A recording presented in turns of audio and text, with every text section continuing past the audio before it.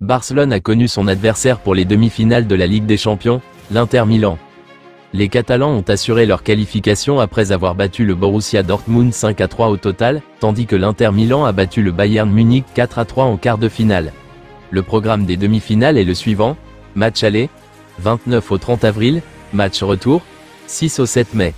Barcelone cherchera à confirmer sa belle performance face à l'Inter Milan pour se qualifier pour la finale de la Ligue des Champions. Barcelone était invaincu en 2025, jusqu'à son récent déplacement à Dortmund.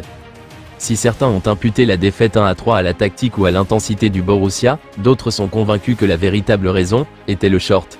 Oui, vous avez bien lu. Au lieu de leur habituel bas de maillot bleu marine, les Blaugrana portaient un short blanc mardi, un choix que les supporters considèrent désormais comme maudit. Et ils ont peut-être raison, les 3 fois où l'équipe, hommes et femmes, l'a porté, ils ont perdu. Coïncidence? Une fois, peut-être. Mais 3 fois? C'est une habitude. Ne jouez plus jamais avec ça, appelez des Cullers. La Liga a décidé de reporter le match de Barcelone contre le Real Valladolid du 4 au 3 mai.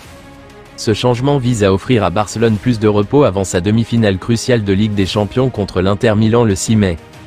Barcelone a assuré sa place en demi-finale après avoir éliminé le Borussia Dortmund, tandis que l'Inter Milan a dominé le Bayern Munich pour une confrontation 100% européenne. Le vainqueur de cette demi-finale se qualifiera pour la finale, où il affrontera Arsenal ou le Paris Saint-Germain. Ce changement de calendrier est une décision stratégique visant à assurer que Barcelone soit bien reposé et préparé pour le match à enjeux élevés contre l'Inter Milan. Hansi Flick a mis en place un plan sans risque pour éviter que Dani Olmo ne se blesse de nouveau d'ici la fin de la saison, rapporte Diario Sport. Olmo a déjà connu 4 blessures cette saison, sa première sous les couleurs du Barça. Le milieu de terrain a principalement été touché par des problèmes musculaires. L'Espagnol n'a disputé que 9 minutes face à Dortmund, après avoir été écarté des terrains pendant 3 semaines. Flick prévoit donc de l'utiliser avec précaution afin d'éviter toute rechute d'ici la fin de la saison. Olmo ne devrait ainsi débuter que lors des grandes affiches, comme la demi-finale de Ligue des Champions contre le Real Madrid. Pour les autres rencontres, Gavi ou Fermin continueront d'occuper le poste de meneur de jeu. Lors de la 32e journée de Liga, le FC Barcelone recevra le Celta de Vigo à domicile. Ce match s'annonce crucial, car il permettra à l'équipe de Hansi Flick de consolider sa place de leader du championnat, avec 4 points d'avance sur son poursuivant, le Real Madrid.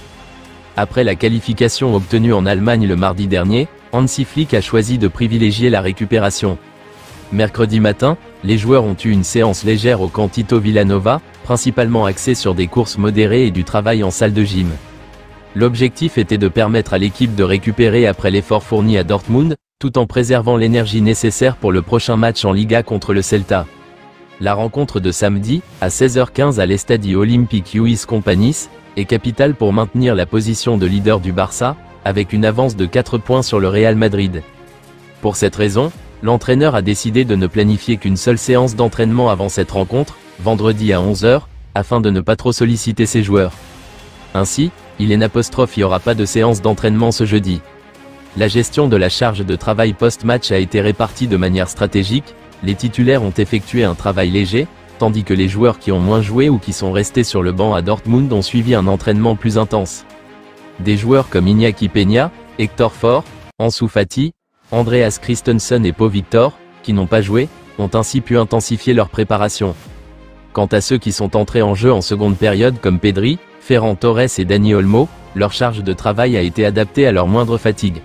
Grâce à cette gestion équilibrée, Flick démontre une fois de plus sa capacité à adapter la préparation physique des joueurs tout en restant concentré sur les objectifs immédiats du Barça en Liga.